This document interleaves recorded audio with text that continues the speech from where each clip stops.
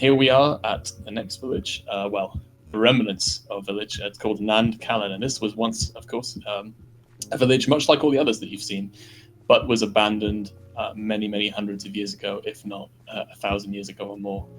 And just like the others, it was abandoned because the elves departed into the west. They went to Valinor, and they left all this behind. So our idea with the villages basically is that these people exist very much as very tightly knit communities. So if one of them leaves, they all leave, and that's kind of the idea behind it, in that they kind of leave as a community instead of just one by one.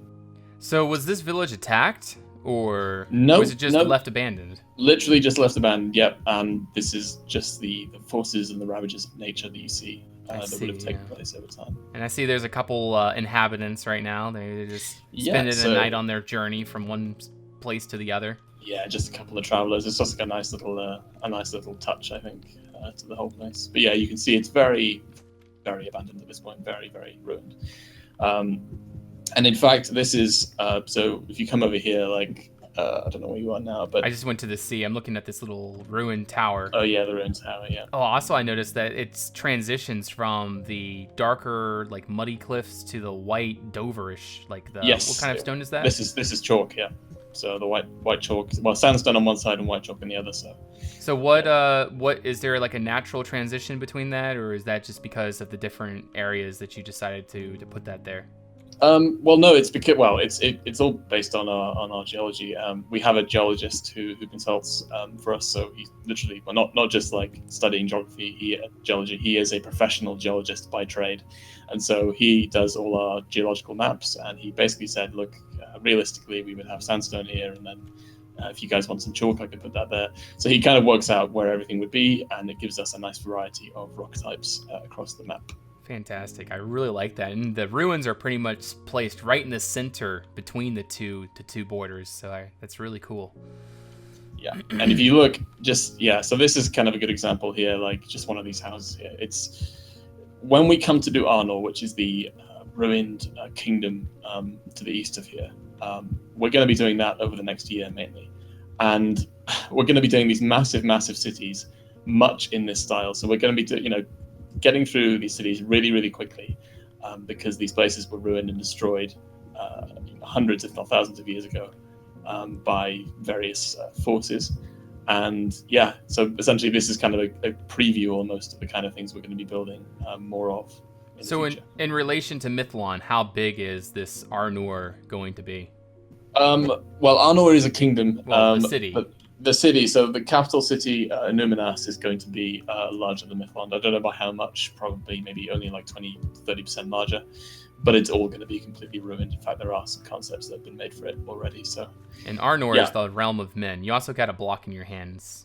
Distracting. So Arnor is was a realm of men and now has very few living in it. Yes, and then they were at war with the Angmar king, correct? Exactly, the Witch King who you see in the and he's films. The one that was the main. Was he the main foe against them, or did they have other enemies as well? He was the main foe. Yeah, he kind of was the kind of captain of the forces arrayed against them. But there were wild men, there were orcs, trolls, all this sort of thing. Black Numenorians, the whole shebang. Yeah, so they were slowly ripped apart, divided, and conquered over a period of hundreds of years. Yes. But I'm sure we'll talk more about that when we get to the Arnor videos. So shall we continue? Absolutely, let's keep going.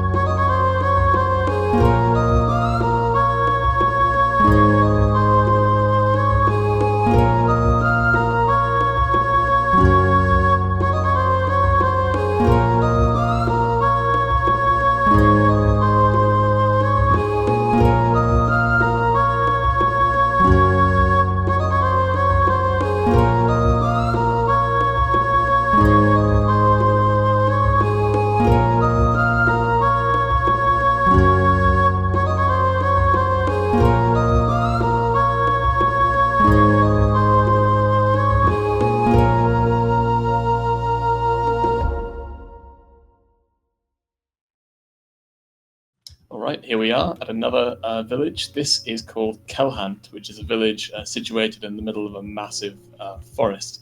Again, this is another one that was abandoned not as long ago as the other one we just found. Is this kind of broken tree that's fallen into this building? Oh, cool. But yeah, it's a situated in the middle of this huge forest. If you fly up, you can kind of probably get a sense of just how massive this forest is. And yeah, it was abandoned. It's been falling into decay. You can see the forest is like slowly reclaiming it. Yeah, it's quite a cool location in general. So again, the elves leaving to cross the sea to the Undying Lands. You know, that'd be a really cool additional project if you guys ever finish here, is actually try to build the Undying Lands. Holy cow, I am getting some lag right now. I'm going to turn down my render distance to, let's say, 12. It's a big forest. Yes. Yeah, no, the Undying Lands, that would be cool. I think actually what people want to do more, I would say, is do Beleriand. So the land in the first age. We kind of jump back 6,000 years and do a version of the kind of legendary first age cities like Gondolin and all these places. I think people really want to do that too, but that's so far off in the future. Yeah, not really worth talking about it right now, I guess. But absolutely, yeah. But yeah, just the detail, the atmosphere through here really works out. I like. There's all a really little cool feature. Let me find it. Here we go. Oh yeah, the sunken house. Yeah, here you are. You're already here. So a little sunken house with a dock. Yeah, I quite like that. So you see the house is really falling apart at this point. So this portrays that over time the creek here has dug into the bank here and has dug into the houses. So maybe the bank had been out here when the elves had lived in this village, but then at this point it's dug in and yeah, it's made its progress. And these buildings are slowly sinking into the mud. Yeah, I mean, of course, rivers change their courses over time, and so yeah, that's exactly what's happened. Yeah, really well done. So shall we continue? Absolutely, let's keep going. All right, just go ahead and teleport me back to wherever we're going to start from, because I'm confused right now. Right here. All right. Yeah, let's go.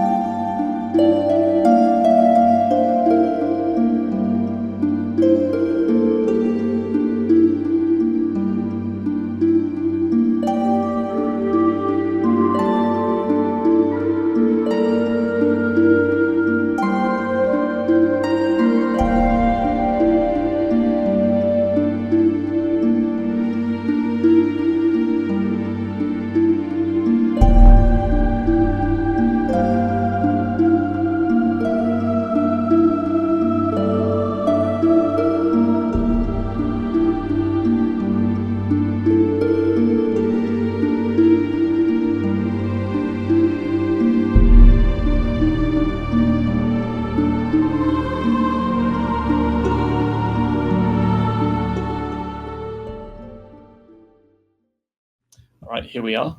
This is a kind of almost an island formed by the confluence of two rivers called GALEN. And this is a place from the First Age. It's got a lot of lore behind it, actually. So this place, essentially, if anyone knows who Beren and Luthien are, they're kind of like the original OG love story of Tolkien's mythology. They were Beren was a man, Luthien was a woman, elven woman, and they essentially against all the odds, fell in love and kind of became embroiled in these huge events. Beren and Luthien stole a Silmaril from Morgoth's crown. Had all these incredible adventures, and eventually, at the end, once everything had kind of been finished, they came to live in this place called GALEN. Now, not specifically in this village. This is a village of the Wood Elves, also known as the Nandor, and this is many thousands of years after Beren and Luthien died, of course. But they still live here, these Nandor elves, these green elves as they're known, and kind of venerate the history of Beren and Luthien. And actually their graves are not too far to the east of here, so we can look at those afterwards. But yeah, the Nandor here, I mean, they are very different to any other type of elf you've seen so far. You have the elves in Mithlond who have these grand stone buildings, these high towers. You have the ones in Harlindon who are a bit more rustic, a bit more earthy. And finally, you have these guys, the Wood Elves, who are almost Stone Age in their sensibilities. They don't eat meat. They live entirely in harmony with the forest and nature, and they're kind of the more, I don't know if you say traditional or just what people would imagine elves to be, kind of elf. So something I noticed, and I'm sure a lot of you that are watching noticed, is that we did not take a road to get here. You want to explain what's going on there? Yeah, so these people, I mean, they're so in touch with the woods, they don't really need roads to go through them. They just know this land so well that there is no road leading to any of the Nandor villages, the Wood Elf villages. So yeah, I mean, also, I don't know if you've noticed, but there are these tree houses up here. That's really and cool. they kind of lived in the trees as well. So yeah, these are really nice. I like these. And you have fantastic views from them as well, just of the huge forest all around. Man, I just feel like I'm I feel like I'm an actual wood elf, or like say this is like maybe Castaway and I'm some like forgotten human and I made my little tree house up in the canopies of the trees. It's just really, really cool. I love that. It's absolutely amazing. Really cool. Dead tree. Wow. Dead tree?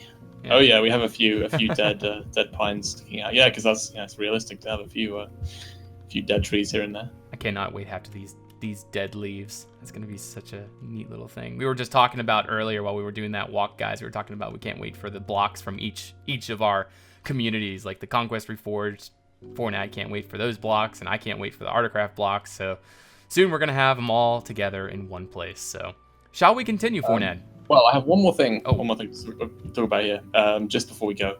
So this here is a house under construction, which normally wouldn't think too significant, but actually this shows an important difference between the Wood Elves and the other elves that we've seen so far. So the other elves we've seen so far have been called into the west. Many of them are leaving, and their population is not expanding. Whereas with the Wood Elves, they have a very close connection to this land. They never went into the west. They've never been to Valinor, and they don't have a connection in the same way that the other elves do. So they continuing to live here, and actually their population is slowly growing.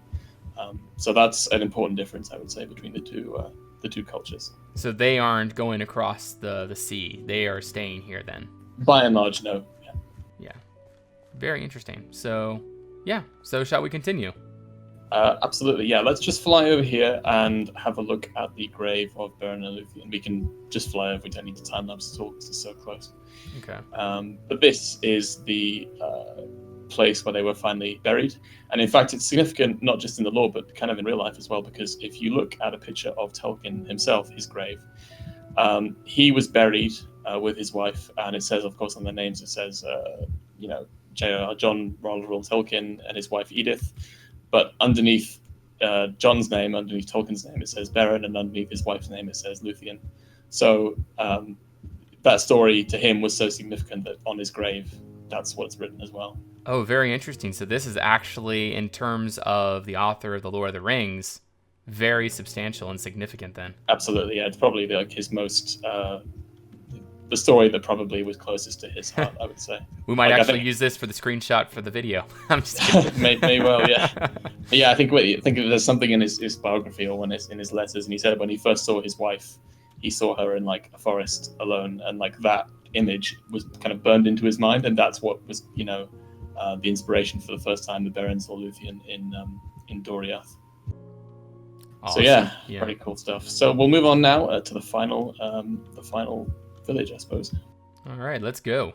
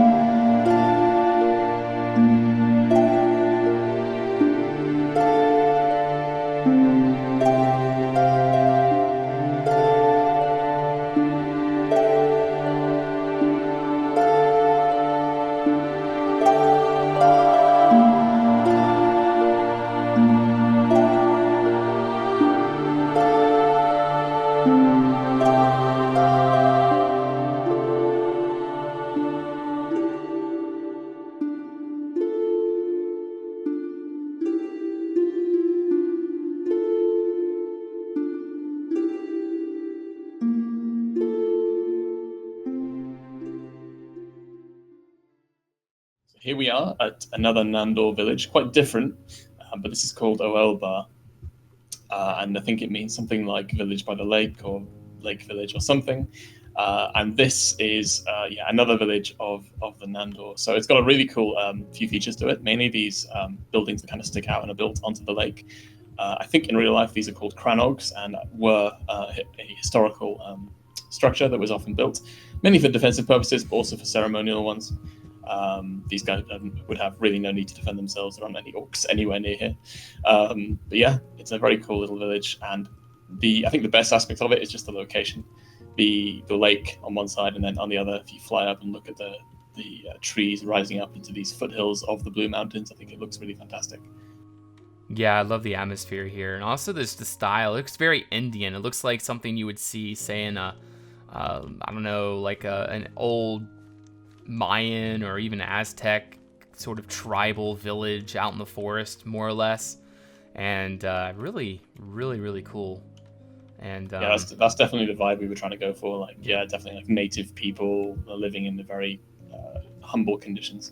So would these elves eat meat then, or are they more vegetarians? These ones are vegetarians, yeah. So unlike the films, which seem to imply that all elves are vegetarians, it's really just the wood elves who are exclusively vegetarian. Gotcha. And they don't eat meat. They live very much in harmony with nature as much as they can. But I see this one has a road. Or no, they don't have roads. Never mind. It's just not leading anywhere, just paths within the village, yeah, which would just basically form because of constant use, essentially. Does their lake lead anywhere? Like, say, is there a river connecting that leads down the terrain so they can access other places with canoes and such? Kind of, yeah. I mean, this village, this lake leads into a river that flows down to the place we were just at, pretty much. So there is I suspect the elves of both communities would have a lot of contact with each other, the ones in GALEN and the ones here. And then the stream on the other end, obviously, that goes off the edge of the map currently. Yeah, but eventually that will lead into a foothill, a stream that comes down from the foothills and from the Blue Mountains themselves. So yeah, all the streams are connected to the sea. So any stream you find on Ardacraft, you can follow it down from the source all the way to the ocean, which is really cool. We were just talking about that earlier, that there's a specific stream team that Ardacraft has that is completely dedicated to making the waterways and streams and such actually look like they're supposed to. They are the heroes of the server. The heroes of the server, yes. So, but yeah, fantastic. And I heard that there is one more place that you want to go check out. Is that right? Absolutely, yeah. So we were just at the grave of Baron and Luthien, and we can now go to the grave of another very significant few characters from the Silmarillion. So I'll just walk there now, and I'll teleport you. Alrighty. But yeah, just look at this, guys. The water, the edges. How come the reeds look like wheat? Like the better foliage reeds on the side of the water. I don't know. I guess that could just be the resource pack. I don't know. Maybe is that a conquest thing, or is that us? I don't know. Interesting. I haven't noticed that before. There was reeds elsewhere, I'm pretty sure, but I don't know. I guess it might be a biome thing. Could be a biome thing, yeah. All right, I'm going to teleport you now. Alrighty. Teleport you flying. So this is called MORWEN. And it is very, very, very, very far out to the west. I mean, this is in the middle of nowhere in the ocean. And essentially, as I mentioned in other videos, this whole area, this ocean to the west of Lindon, used to be a land. It was called Beleriand. And at the end of the First Age, this was sunk and destroyed. But this place very specifically was preserved by the Valar, by the gods, because of who rests here. The guy who rests here was called Turin Turambar. He was the son of Hurin, and essentially there's a very long story associated with him. In fact, there's an entire book by Tolkien, which is my favorite book by Tolkien, actually, dealing with the kind of events of his life. And he definitely has the most depressing, dark, just awful story of any character that Tolkien ever devised. The ending is probably one of the most heartbreaking things you'll ever read, with no spoilers. But it is just unendingly evil and filled with misery, really, this guy's life, because he and his father were cursed by Morgoth, essentially the former master of Sauron. So yeah, it's him buried here, and his sister and his mother. So if you guys are interested in the lore behind this, I'm sure you can look it up online or even read the book. It is a fantastic story, but it's a nice place to finish off, I think. It's a really picturesque island, There it something you is. would never ever find on your own. Yeah, But it's just the subtle details which makes you just sort of like aware of just the immensity and the level of immersion that the Ardacraft team is going to attempt at making a proper recreation of Middle Earth. And just little things like this. Like, this is not something you're ever going to see in the movies, not something you're most likely ever going to see in the games. It's just something that is in the books, and it's very lore focused, and that's something that Ardacraft is really trying to portray. So, really fantastic job. It's just so random, but it's just like, it's really interesting, and it's really immersive in a sense. So, but yeah, absolutely. So, anyways, guys, I think that's it, right there, Fornad? I think that's everything for now. Yeah. So, anyways, guys, I hope you liked the video. If you liked it, don't forget to hit that like button down below. Comment and subscribe for more, because there is definitely going to be more of this and other content, more variety of content coming up in the near future. Also, Facebook and Twitter. Also, Ardacraft has a Twitter as well that you guys can follow them on and keep up to date with the goings-on of what they are doing. So, anyways, thank you so much for watching, guys. I will see you on the next video. Say goodbye there, Fornad. See you guys next time. All right. Till the next time, guys. Bye-bye.